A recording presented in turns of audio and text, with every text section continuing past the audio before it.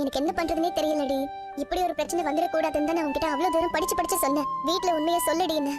At least முத்து மீனா கிட்ட உண்மையை சொல்லியிருந்தா அவங்க உனக்கு சப்போர்ட் பண்ணிருப்பாங்க. வீட்டை விட்டு உன்னை அனுப்புறதுக்கு அவங்க விட்டுக்கவே மாட்டாங்க. உனக்கு ஹெல்ப் பண்ணணும் தான் நானும் நினைக்கிறேன்.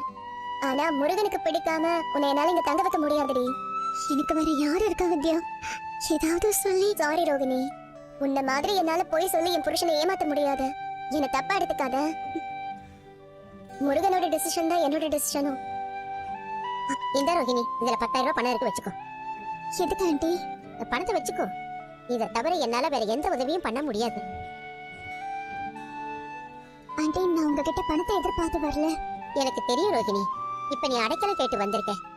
ஆனா என்னால உனக்கு பண்ண முடியாது. உனக்கே தெரியும், எனக்கும் விஜயாவுக்கும் ஒரு மனசங்கடம் ஆயிடுச்சு. இப்ப நீ இங்க தங்கினா அவ என் மேல இன்னும் கோவப்படுவா. அப்புறம் எப்பவுமே நாங்க பேசிக்க முடியாம போயிடும். எங்க விஷயத்துல விஜயா நடந்துகிட்டது எனக்கு பிடிக்கலதான். ஆனாலும் 30 வருஷமா அவ எனக்கு ஃப்ரெண்டு. அவளை நான் மொத்தமா ஒதுக்கிடவும் முடியாது. இப்ப நான் உன்னை இங்க தங்க வச்சா அவளை நான் பழி வாங்கறதுக்காக உன்னை இங்க தங்க வச்ச மாதிரி ஆயிடும். இத பாரு ரோகிணி, இது உன் வீடு. நீ எவ்வளவு நாள் வேணாலும் இங்க தங்கிக்கலாம். ரொம்ப தேங்க்ஸ் ஆண்டி. என் கூட நல்லா பழகுன என் க்ளோஸ் ஃப்ரெண்ட்ஸ் கூட என்ன வெட்டிட்டாங்க. ஆனா நீங்க. ரோகிணி, இந்த உலகமே அப்படித்தான்.